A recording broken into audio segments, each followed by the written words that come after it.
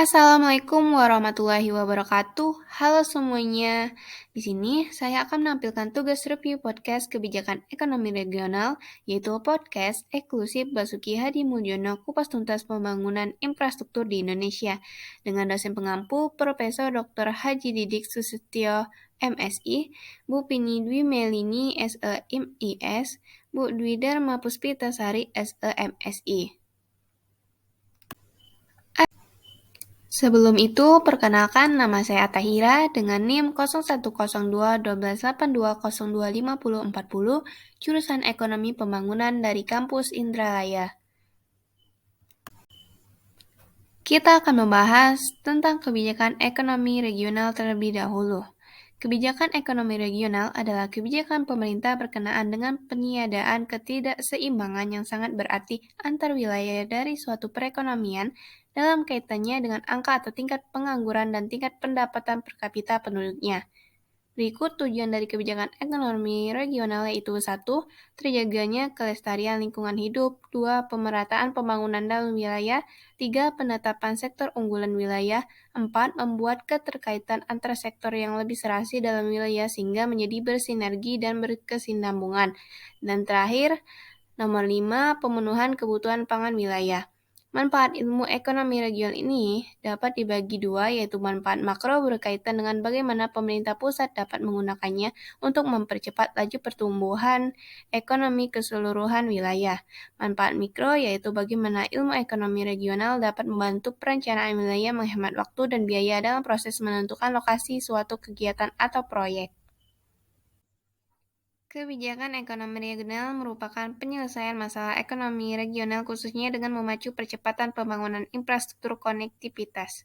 Pembangunan infrastruktur konektivitas yang masif di berbagai wilayah diyakini akan membuka dan menghubungkan satu daerah dengan pusat-pusat pertumbuhan ekonomi yang baru dan kawasan ekonomi khusus yang terintegrasi sehingga mampu meningkatkan daya saing dan nilai tambah dengan menekan biaya logistik yang pada akhirnya berkontribusi positif bagi pertumbuhan ekonomi regional dalam meningkatkan kesejahteraan rakyat setempat. Pertumbuhan ekonomi regional menjadi faktor determinan dalam ilmu ekonomi regional, memacu pertumbuhan ekonomi regional melalui pendekatan akselerasi pembangunan infrastruktur bukanlah tanpa alasan. Alasan memilih podcast. Berikut ini alasan saya memilih podcast, yaitu karena 1. Karena podcast adalah podcast resmi Sekretariat Kabinet yang berisi ngobrol-ngobrol dan diskusi tentang berbagai topik, mulai dari kebijakan pemerintah ataupun hot isu berkembang di masyarakat yang dikemas dengan penyampaian ringan dan santai dengan informasi valid dan terpercaya. 2. Menghadirkan narasumber yang sangat luar biasa, yaitu Menteri Pekerjaan Umum dan Perumahan Rakyat PUPR Basuki Hadi Mulyono, yang berbagi kisah mulai dari perjalanan karir sebagai birokrat, hobi bermusik, hingga cerita unik saat mendampingi Presiden Jokowi. 3. Di podcast, Pak Bas juga mengupas tuntas mengenai visi dan tantangan pembangunan infrastruktur sebagai fondasi menuju Indonesia Maju 2045 dan berbagai program yang dibahas antara lain mengenai pembangunan jalan tol, jembatan gantung, program Kotaku, Kota Tanpa Kumuh, serta dukungan infrastruktur dan penataan kawasan Mandalika jelang MotoGP yang dalam hal ini berhubungan dengan kebijakan ekonomi regional yang sesuai dengan tujuan pembuatan tugas ini. Baiklah, saya akan memulai bahasan review dari podcast yang telah saya tonton dan dengarkan, yaitu Kupas Tuntas Pembangunan Infrastruktur di Indonesia bersama Pak Basuki Hadi Mulyono. Pada menit pertama dibahas tentang perjalanan karir Pak Bas, hobi bermusik, hingga cerita unik saat mendampingi Bapak Presiden Jokowi. Selanjutnya, kita akan membahas pandangan dan pemikiran Pak Bas tentang pembangunan infrastruktur di Indonesia. Isi podcast tentang infrastruktur. Pemerintahan saat ini tengah melakukan percepatan pembangunan berbagai infrastruktur di tanah air, seperti infrastruktur jalan, pelabuhan, bandar udara, dan bendungan. Menteri Pekerjaan Umum dan Perumahan Rakyat PUPR Basuki Hadi Mulyono menegaskan, pondasi infrastruktur yang baik adalah modal untuk meningkatkan daya saing dan menuju Indonesia maju.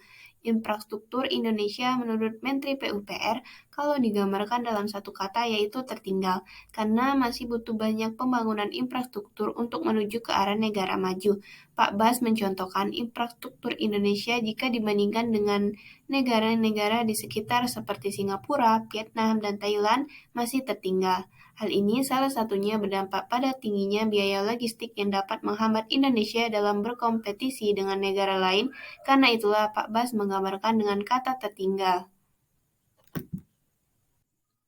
Program-program dalam melaksanakan pembangunan infrastruktur. Berdasarkan informasi dari Kementerian PUPR, dari total pagu anggaran sebesar Rp152,1 triliun di tahun 2021 telah terrealisasi sebesar 94,4% atau setara Rp143,5 triliun yang digunakan secara efektif untuk pembangunan infrastruktur. Pak Bas menegaskan bahwa pemerataan itu bukan dibagi rata, tetapi pemerataan itu melaksanakan pembangunan itu dengan merata secara bertahap, artinya dengan fokus setiap tahun. Pembangunan yang dilakukan pemerintah tidak hanya berpusat di Jawa, tetapi Indonesia sentris.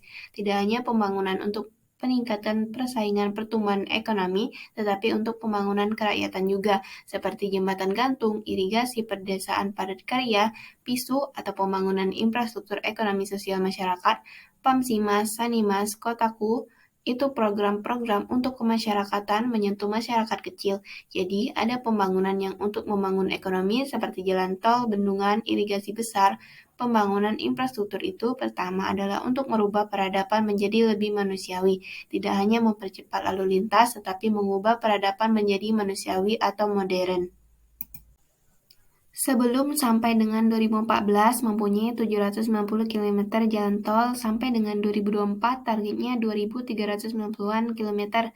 Saat ini yang beroperasi 1.600 km. Nanti 2024 beroperasi lagi sepanjang total 2.300 km jalan tol yang berkesinambungan. Tugas ke depan adalah menghubungkan jalan tol ke arah kawasan industri yang terbangun supaya lebih cepat pembangunan ekonomi. Tetapi tetap berhati-hati bukan berarti memperhatikan ekonomi untuk pembangunan masyarakat, tetapi juga untuk masyarakat kecil dan juga keadilan sosial pembangunan dari pinggiran. Kemudian, Pak Bas mencontohkan revitalisasi Sungai Sekana Lambidaro dari Sumsel. Selain mengambilkan fungsi sungai ini, bisa menjadi dinasti wisata yang merupakan program dari Kotaku atau Kota Tanpa Kumuh, dan program ini banyak dikerjakan oleh masyarakat. Selain menghilangkan kekumuhan di kota, tetapi menjadi pusat dinasti wisata. Bisa dibilang pembangunan infrastruktur sudah sangat adaptif dan sesuai dengan minat perhatian masyarakat milenial saat ini. Di masyarakat sudah mencoba dengan BIM atau Building Informasi Modeling, alat printing yang membangun rumah satu hari bisa selesai. Peran PUPR dalam pelaksanaan MotoGP di Mandalika. Keterlibatan PUPR dan pemerintah dalam sirkuit Mandalika yaitu dengan mendukung kawasannya, tidak hanya membangun jalan tetapi juga membangun penghijauannya untuk menunjukkan pada dunia bahwa membangun juga dengan kaidah-kaidah lingkungan.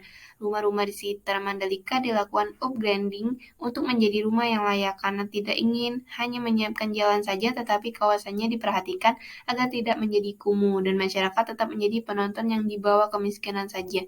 Maka dilakukanlah pembangunan yang layak dengan perumahannya menjadi tempat yang lebih sehat serta membangun homestay.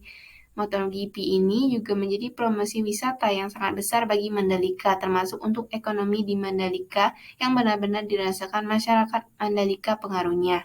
Tantangan PUPR yang dialami yaitu target yang diberikan oleh Bapak Presiden bekerja harus cepat sesuai moto, tetapi hal itu tidak cukup karena itulah infrastruktur masih tertinggal. Diperlukan bekerja lebih keras, bergerak lebih cepat, dan bertindak lebih tepat dengan baik dan berkualitas, serta perlu memperhatikan lingkungan dan hal itu tidak gampang. Kesimpulan. Menurut kesimpulan yang dapat saya ambil dari podcast ini adalah pemerataan itu artinya bukan dibagi rata, tetapi pemerataan itu melaksanakan pembangunan dengan rata secara bertahap dan fokus. Pembangunan yang dilakukan pemerintah tidak hanya berpusat di Jawa, tetapi Indonesia sentris. Dalam pembangunan infrastruktur ini tidak hanya membangun untuk peningkatan persaingan pertumbuhan ekonomi saja, tetapi untuk pembangunan kerakyatan juga, seperti jembatan gantung, irigasi pedesaan padat karya, PISU atau pembangunan infrastruktur ekonomi sosial masyarakat, Pamsimas, Sanimas, dan Kotaku, yang dalam hal ini program benar-benar dirasakan oleh masyarakat kecil. Jadi dengan adanya pembangunan hal ini dapat merubah peradaban menjadi lebih manusiawi, tidak hanya mempercepat lalu lintas, tetapi mengubah peradaban menjadi manusiawi atau modern. Dalam hal ini juga, kebijakan ekonomi regional di Indonesia sudah terlaksana dengan bertahap. Terima kasih telah menyaksikan. Semoga dengan adanya video ini dapat bermanfaat bagi kita semua. Saya Atahira pamit undur diri. Wassalamualaikum warahmatullahi wabarakatuh.